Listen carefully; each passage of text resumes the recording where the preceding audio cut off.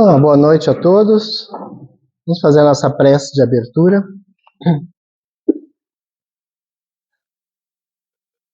Senhor Jesus, queridos benfeitores espirituais, mentores de nossa casa, nossos guias individuais, espíritos amigos e familiares, aqui estamos mais uma vez reunidos nessa noite de terça-feira, que, como de hábito, é dedicada a décadas para a divulgação mais direta da nossa doutrina espírita, através desses encontros, das exposições doutrinárias, onde procuramos estimular a todos para que busquemos na riquíssima obra doutrinária tudo aquilo que surge-nos à guisa de interrogação, as nossas dúvidas, as nossas inquietações, que possamos alcançar esse manancial precioso que se encontra no Pentateuco kardeciano a partir desses encontros, desses estímulos, destas pequenas lições acerca de variados temas da nossa doutrina. Assim sendo, Senhor, te rogamos mais uma vez a tua assistência e a proteção dos nossos mentores. E em teu nome, em nome dos bons espíritos, abrimos então o encontro da noite de hoje. E que assim seja, então. Pois é, o tema, né, a proposta é falar brevemente acerca dessa pergunta que é muito mais frequente do que imaginamos, né? A mediunidade, será que eu tenho, né? Se fala que tanto o espiritismo é praticamente associado diretamente à questão da mediunidade, embora não o devesse ser nessa intensidade, nessa profundidade que ainda hoje se procura passar, né? Até de uma forma equivocada.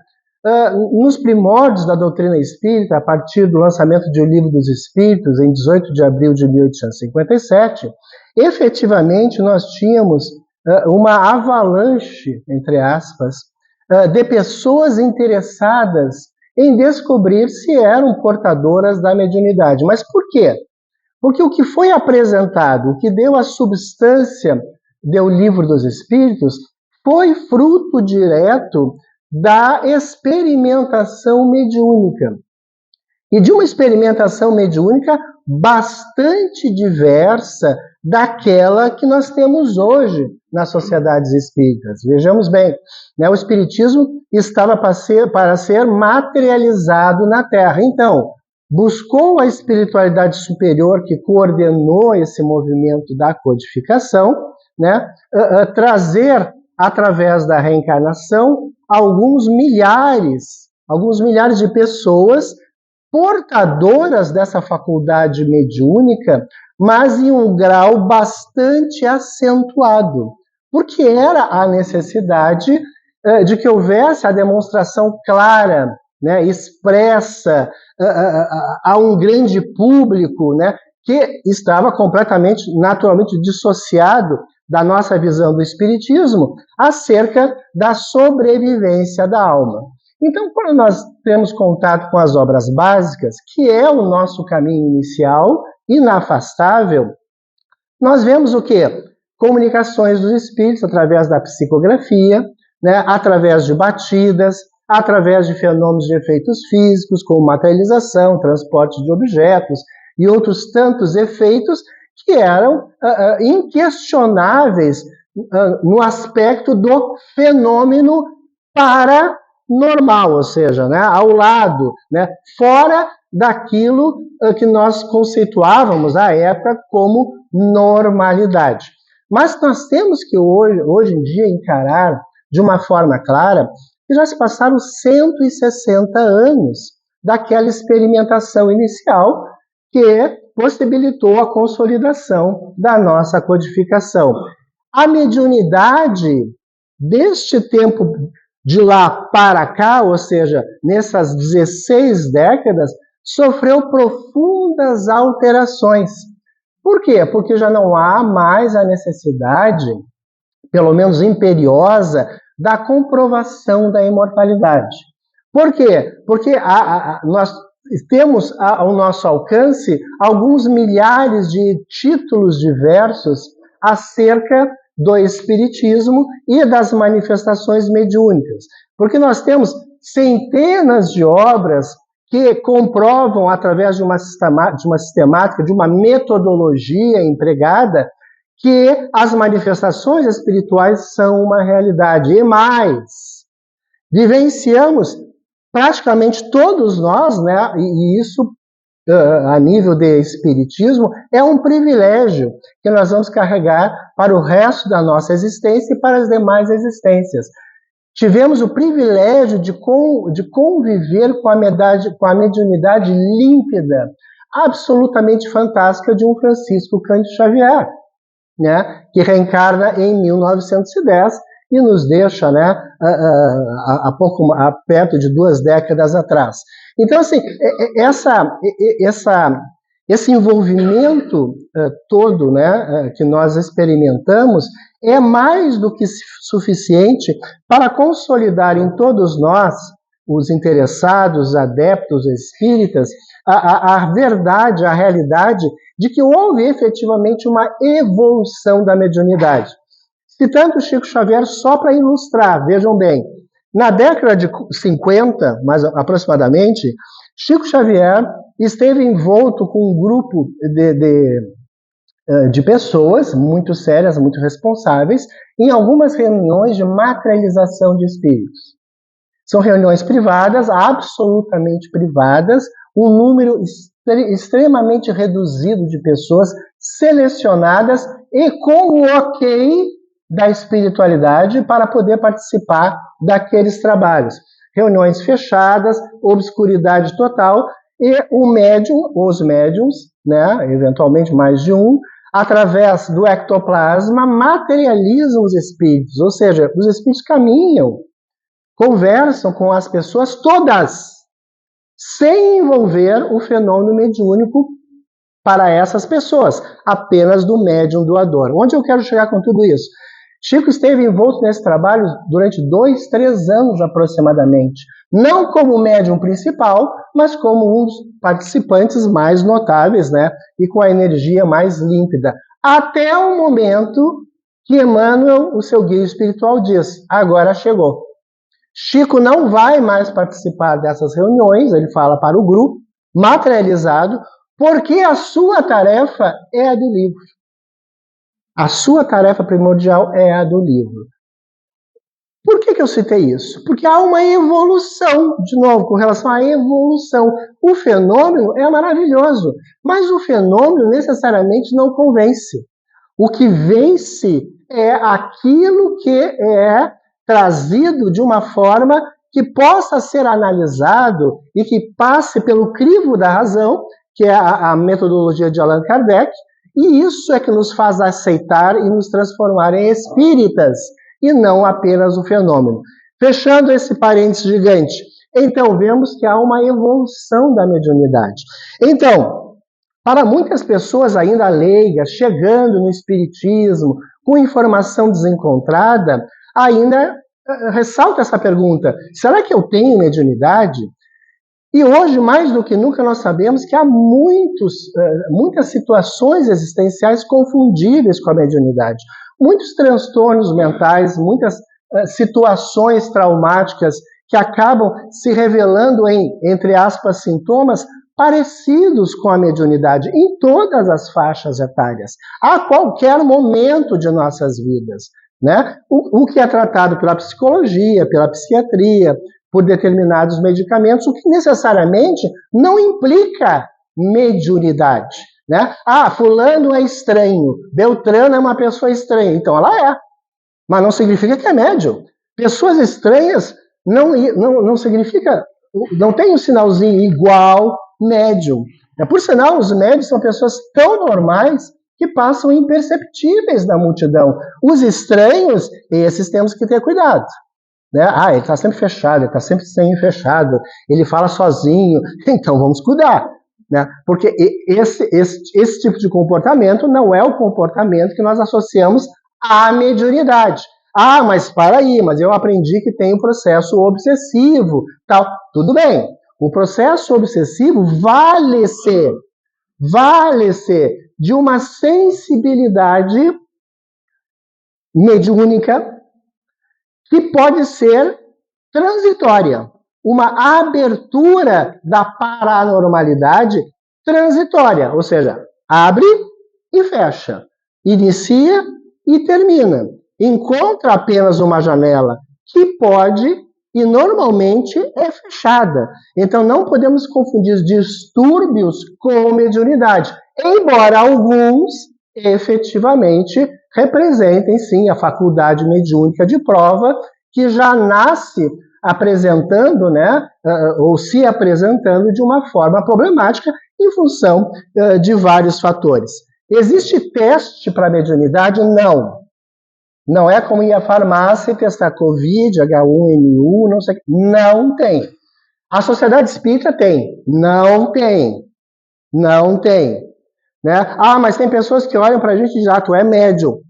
Ela está fraudando. Não é assim que acontece. Ah, mas por que tu está dizendo isso? Porque tem casas espíritas que assim operam. Eu me lembro que há mais de 40 anos, mais de 45 anos antes de entrar nessa casa, eu fui em uma sociedade aqui de Porto Alegre, não vou dizer o nome, cuja sistemática era entrar e tu era levado a um grupo mediúnico, em tese, né? E ali começavam, eles falavam uma coisa, falavam outra, e aí quando tu saía um pouco atordoado, né? Porque eram pessoas, perguntavam o seguinte: tu sentiu alguma coisa? Sentiu alguma coisa? Sentiu medo, algum enjoo, alguma coisa? É claro que a gente sente. Então tu é médium. Aí tu recebia um papelzinho médium. E tu era encaminhado para o departamento. Então nós tínhamos uma fábrica de médiums.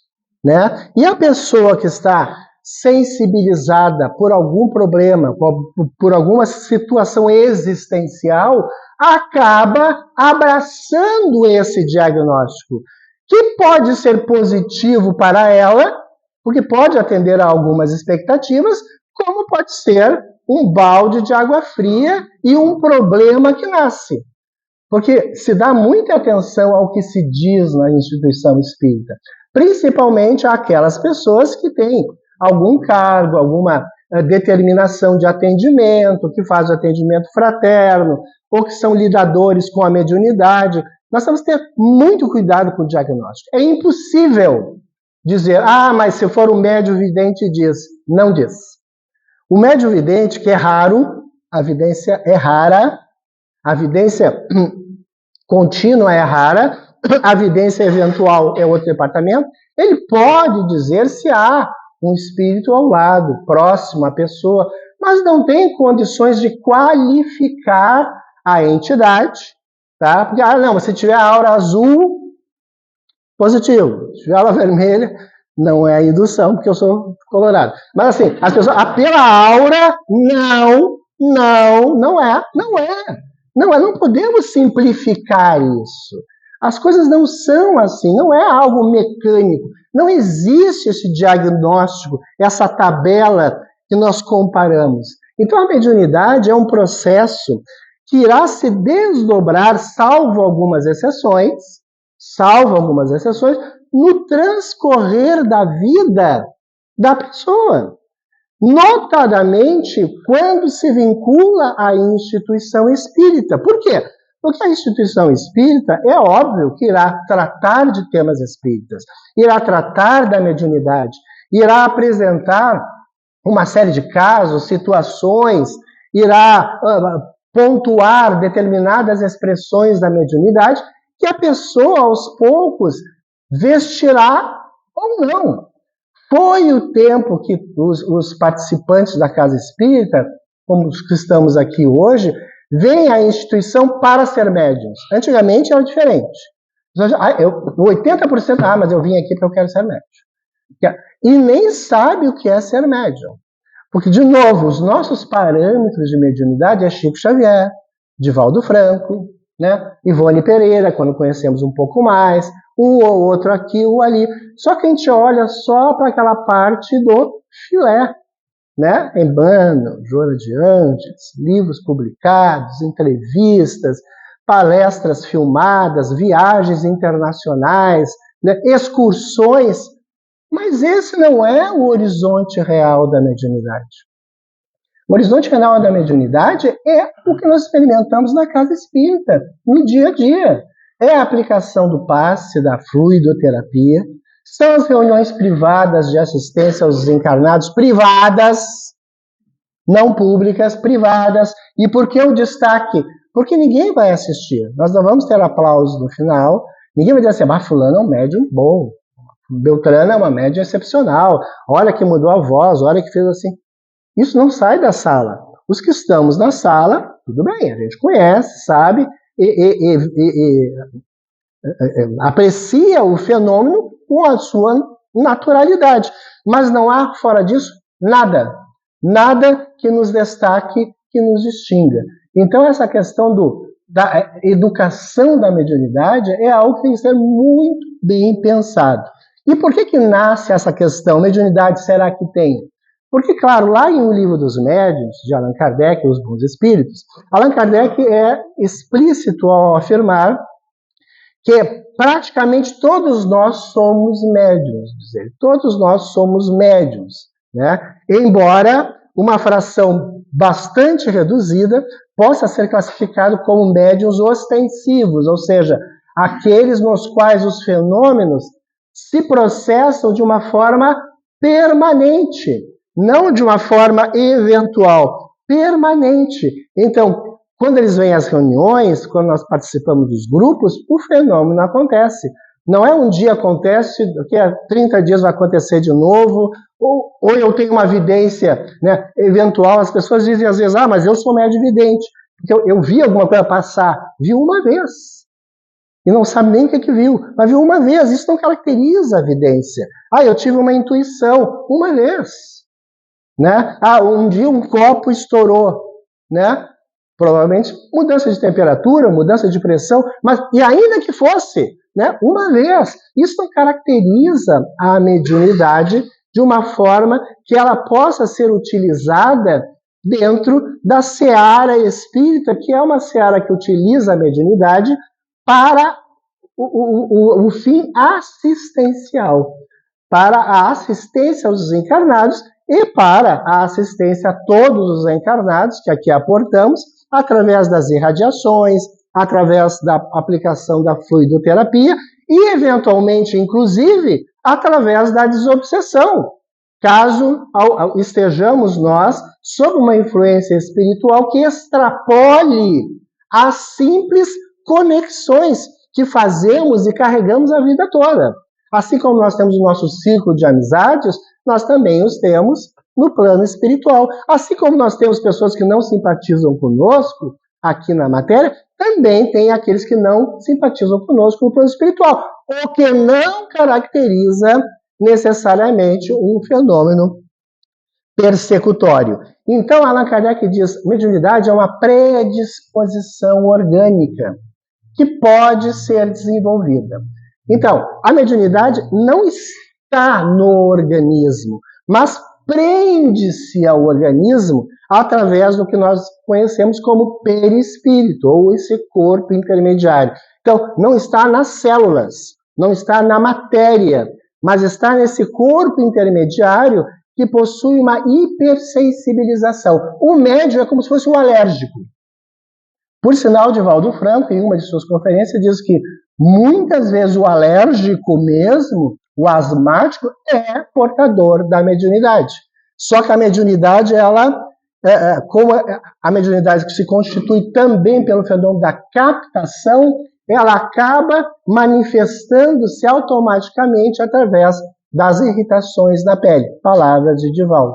Entende? Então não é uma predisposição. Fosse uma predisposição orgânica, todos nós nos transformaríamos em médiums, caso desejássemos, né? Ou tomaríamos vitamina mais aqui ou mais ali, ou faríamos exercícios que iriam desenvolver. É possível? Não, não é possível. Não é possível porque não é essa a sua origem. Mas a mediunidade, por outro lado, como eu falava na abertura do nosso encontro, está sofrendo um processo evolutivo de sublimação, ou seja, menos a fenomenologia física, sensorial clara, batidas, materializações, transporte de objetos, etc. E mais a mediunidade intuitiva, mais a mediunidade consciente. Aí a sociedade espírita tem um papel precioso, né, de orientar quem?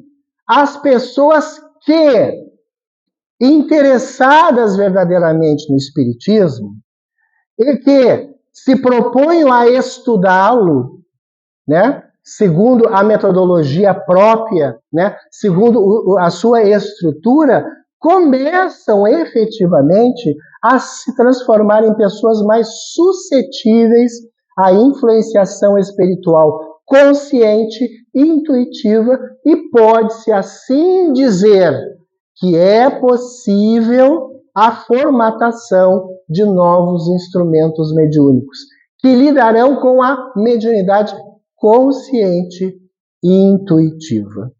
Então, a expectativa, às vezes, é muito alta dos que vêm à casa. Ah, eu quero ser um médium psicógrafo. E pode ser. Mas vejam, de novo, o nosso parâmetro é a mediunidade mecânica de Chico Xavier. Psicografia mecânica. Eu estou conversando com alguém e o braço está escrevendo, né? Ou a psicopictografia, a pintura em telas, né? Nós tivemos vários exemplares, vários exemplos aqui no nosso país mesmo. O já desencarnado Luiz Antônio Gasparetto, Carmen Mirabelli, em São Paulo, na década de 60, e vários outros nós poderíamos citar, que tinham uma mediunidade ambidestra, inclusive, um quadro com uma mão, o outro quadro com a outra mão, simultaneamente, né? Mas isso é a exceção da exceção. Isso provavelmente não vai acontecer, nem daqui a 10 anos, nem daqui a 20 anos. Então nós temos o dever de alertar que aquele que tem interesse efetivamente pela mediunidade vai enfrentar um caminho de estudos, acima de tudo, de aprimoramento mental, a fim de conseguir entrar na chamada captação das correntes espirituais. Isto é a mediunidade, né? Então, todos nós temos nesse sentido, né? Mas não no sentido da mecanicidade. Então, o que esperar da mediunidade na casa espírita? Exatamente esse direcionamento, né? Primeiro, nós nos interessamos pelo espiritismo, porque nós temos que ver se as nossas ideias, a nossa vida, os nossos ideais, a nossa busca religiosa ou a nossa busca intelectual, né, ela encontra ressonância no que é apresentado pelo Espiritismo, né? O Espiritismo é apresentado através da exposição e através das obras. É isso, é interessante, é o que eu quero, é o que eu busco, é o que me satisfaz, porque muitas pessoas não encontram satisfação nisso. De novo, quando o ideal é a busca da mediunidade, muitas vezes as pessoas se dirigem, por exemplo, a Umbanda, sem nenhum demérito. Mas o processo que a Umbanda utiliza é diverso do processo que o Espiritismo se utiliza na educação da mediunidade. Isso que é os centros umbandistas mais modernos, vamos dizer assim, mais voltados efetivamente a um aprimoramento intelectual, utilizam na sua sistemática de desenvolvimento de educação da mediunidade as obras espíritas, que são os grandes referenciais, né? Mas é uma outra forma de administrar a mediunidade, né? Ela é muito mais impactante, ela mexe muito mais com o corpo, né? Ela mexe muitas vezes até mesmo com a inconsciência, dependendo da pessoa. Então é uma opção. Agora, como é feito, como é dirigido, se a pessoa tem mais tendência a roupas brancas, a colares, a isso ou aquilo, de novo, sem nenhuma crítica, então é para lá que tu tem que te dirigir. Ou para outras eventuais religiões que utilizem uma sistemática mais material, né? Oferendas, né? De novo, tu vai ter que lidar com tudo isso, não é apenas a mediunidade, né? É orientar a atividade ou estar inserido em uma atividade em que tu vai lidar por exemplo, com categorias de espíritos, né, chamados orixás e os seus representantes, diversos da doutrina espírita, né, onde os trabalhos, inclusive trabalhos ligados à desobsessão, ao afastamento, entre aspas, né, porque nós não afastamos assim, né, de espíritos, é feito de uma outra forma, onde a defumação está presente, onde os pontos cantados estão presentes, onde os pontos riscados estão presentes, onde existe uma hierarquia, né, e existe uma, por consequência, né, testes, né, para tu auferir, né, um grau maior, enfim, mas são opções. Não há nenhum demérito nisso, mas nós não podemos esperar que isso se materialize na casa espírita. Ah, mas o espiritismo é muito elitista. Ele é intelectual, é o formato do espiritismo. Ele nasceu de um homem que era prolixo, que já era professor, que estudou com Pestalozzi, né, que já havia publicado perto de uma dezena de obras relacionadas à matemática, à física, à língua francesa, né, a sua língua materna. Então, é lógico que ele nasce a partir de um processo intelectual. Ele observa os fenômenos, as mesas que pulam, as mesas que giram, as mesas que batem, e diz, para aí, vamos estudar. Então, isso ele não segue de imediato. Ele atribui aquilo ali ao chamado magnetismo animal, seria a energia que todos nós temos, a energia magnética. Ele não associa aos espíritos, porque a razão está indo na frente apenas de uma conclusão apressada com base no que ele viu, no que ele percebeu. Então não é elitista, mas ele nasce de uma fonte diversa. Os espíritos que o orientam no processo da codificação são intelectuais, sim, intelectuais do iluminismo francês, muitos sacerdotes religiosos da Igreja Católica, né, luminares do passado. Então, a constituição, a estruturação, sim, é um processo intelectual, né? Por quê? Porque nós precisamos crescer também nesse sentido. E quanto mais subsídios eu tenho acerca, vamos dizer assim, de uma forma geral, acerca da vida, melhores condições eu tenho de analisar um fato, um fenômeno, uma mensagem, e não crer cegamente. Então é uma opção. O Espiritismo, sim, tem uma sistemática para o desenvolvimento mediúnico. Estar na casa, participar na casa, demonstrar que efetivamente tu tem um interesse em, vamos dizer assim, em progredir dentro da doutrina espírita. Mais uma vez, porque não há hierarquia nas sociedades espíritas, existe uma administração apenas porque é necessário administrar uma sociedade espírita, né? Participação na casa, estudo teórico, a prática em grupo, né? E aí nós vamos educando a sensibilidade, mas sabendo para onde ela será dirigida. Para reuniões privadas, onde nós não apareceremos, né? Onde ninguém nos verá, né? Muito similar, guardadas naturalmente as proporções, aos encontros dos cristãos primitivos das catacumbas. Ou seja, encontravam-se para falar da verdade, encontravam-se para falar das instruções do Senhor. Não que nós sejamos privilegiados ou superiores a ninguém, e não somos. O Espiritismo, muitas pessoas equivocadamente falam, será a religião do futuro. Não. Não. Os princípios da doutrina, sim. Porque os princípios da doutrina referem-se à imortalidade da alma, que será comprovada laboratorialmente ainda, né? Talvez, provavelmente nesse século, né? A comunicabilidade espiritual, a evolução incessante, a reencarnação, que tem sido alvo de estudos acadêmicos, né? Saindo, né? da questão religiosa, né? A pluralidade dos mundos habitados, que as sondas estão prestes a nos, vamos dizer assim, a nos confirmar, né? Através de fotografias, de diagnósticos, de experimentações, né? Enfim, os princípios serão os mesmos e universais no futuro. E nós estamos caminhando em direção a isso. Então, concluindo, mediunidade, será que eu tenho? Provavelmente. Provavelmente seria acreditado. Provavelmente.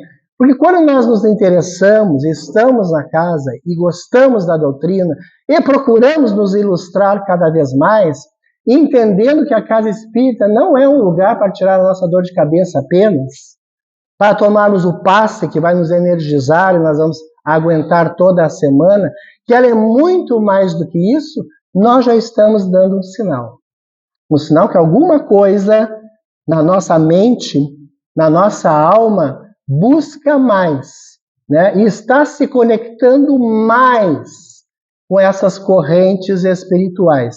A partir disso, a pessoa buscando, ou voltando-se, né, a uma dedicação especial, né, porque é um compromisso, né, é um compromisso que se assume. Não, a mediunidade, tu tem que desenvolver, porque senão tua vida vai virar um inferno, literalmente não. A vida da gente vira um inferno quando a gente abre as portas do inferno de forma pessoal, né? Não utilizar, não desenvolver, não educar a mediunidade é apenas uma opção. É óbvio que se essa faculdade está nos proporcionando algumas experimentações psíquicas que sejam desagradáveis, seria de bom alvitre a educação, porque fecha essas portas. E elas só passam a se abrir na instituição, nos trabalhos específicos, durante o horário dos trabalhos específicos e sob a supervisão e manutenção dos guias espirituais. Isso é a mediunidade na instituição espírita. Tranquilo? Vamos para o passo então, né?